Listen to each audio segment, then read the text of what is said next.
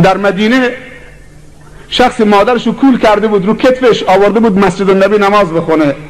بعد از نماز مادرش رو کتفش گذاشت رفت پیش پیغمبر، همجور بیدار بود که نباید رو شکم بخوابه، به تو فشار بیاره. گشنه میشد، تشنه میشد، نمیتونست رو به زمین بذاره، همینجور تو شکمش میچرخید. حالا آمدی یه بار کولش کردی، میگه حقش ادا کرده.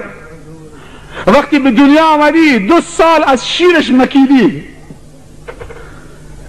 لباس کثیفت شسته بدون که در بینیش بگیره. حالا یه بار کولش کردی، میگه حقش ادا کرده. وقتی مادر و پدر به سن بالا میرسن دلشون نازکتر میشن، کمبود بیشتر احساس میکنن، بیشتر نیاز به رعایت دارن. پیامبر صلی الله علیه وسلم میفرمایند، علما میفرمایند دعای پدر و مادر در حق اولاد مثل دعای پیغمبر در حق امتشه. بترس از دعای مادر و نفرین مادر. این قصه رو گوش بده. در خود مدینه جوونی اجلش رسیده بود، هر کاری میکردن سکرات مرگ بهش فشار میآمد، چشمش اینطور سرخ میشد، جانش بالا نمیآمد، روحش در نمیآمد. خبر به رسول الله صلی الله علیه وسلم رسید که مادرش نفرینش کرده. مادرش طلبید، گفت مادر این پسر تویه؟ گفت بله. گفت حلالش بکن، ببخشش آخر عمری تا روحش در بیاد، تا زجر نکشه. گفت نمیتونم حلالش بکنم، اونقدر به من بی احترامی کرده که حدی نداره، اصلا از دلم در نمیاد. گفت خواهش میکنم، من از تو خواهش میکنم حلالش بکن. گفت نه نمیشه. رسول الله صلی الله علیه و سلم باش صحبت نکرد با پیرزن، دستور داد هیزم بیارید. هیزم آوردن، گفتن آتش بزنید، آتش زدن. پیرزن حالا مات شده بود، آتش برای چی؟ هیزم برای چی؟ بعد دستور داد که، حالا نگاه میکنه پیرزن، مادر من، دستور داد این جوان رو بلند بکنید بندازید تو این آتش. صحابه دویدن به طرف جوان که بلندش بکنن تو آتش بذارن. پیرزن گفت چه کار میخوای بکنی؟ اول سکوت بود، آتش زدن، هیزم آوردن، بلند کردن پسرش، جلوش تو آتش. چه کار میخوای بکنید ای رسول خدا؟ گفت تو حلالش نکردی، نبخشیدش. اگر تو حلالش نکنی روز قیامت باید بری تو جهنم بسوزه. من میخوام بلندش بکنم تو آتش بندازمش. همین کار ملائکه بهش میکنن تو روز قیامت. اینجا بود که مادر یک پارچه خودش فراموش کرد و محبت مادری گل کرد، دوید همینجور بچه‌ش تو آغوش گرفت و نوازش کرد و حلالش کرد. عاطفه مادر چقدره،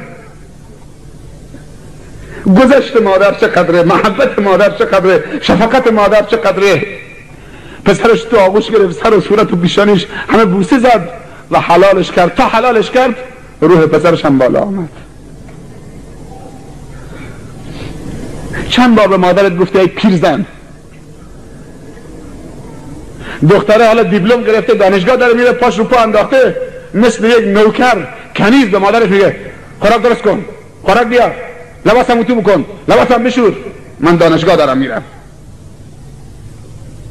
یکی از علامات قیامت ان تلد الامة ربتها، این که بیبی کنیز بیاد بیبیشو به دنیا بیاره. سوال کردن تعجب کنیز چطوری بیبی به دنیا میاره؟ گفت در آخر زمان دختری که باید اطاعت و احترام مادرش بکنه برعکس میشه، مادر باید اطاعت دخترش بکنه. حالا شده داره میبینی پسرها همینطورن. یه جوونی آمد در مدینه شکایت باباش بکنه، گفت بابام پولم برداشته، پولم بهم نمیده، حقم خورده.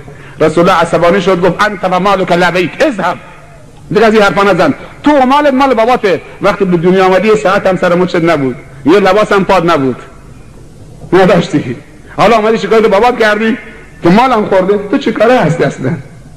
روی سردر بهشت نوشته من بر 3 نفر حرامم: 1 دائم الخمر، 2 کسی که به پدر و مادرش بی احترامی بکنه، 3 دیوس.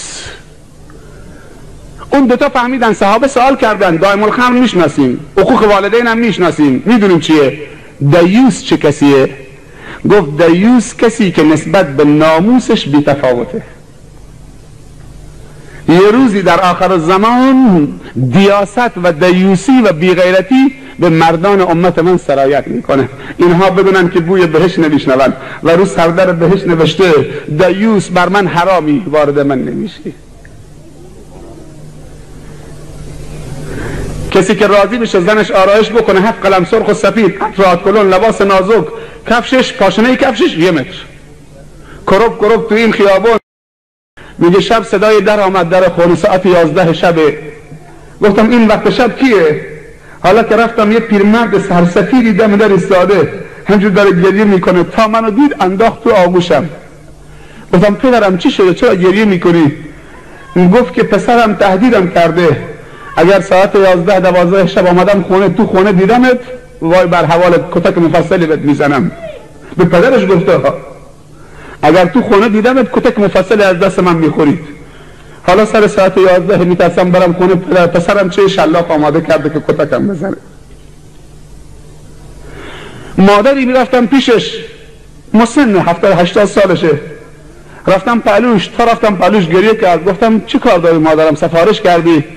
گفت که پسرم به من میگه کی سقط میشی، میمیری، خفه میشی، ای پیر زن تا از دست راحت بشم. مادری بوده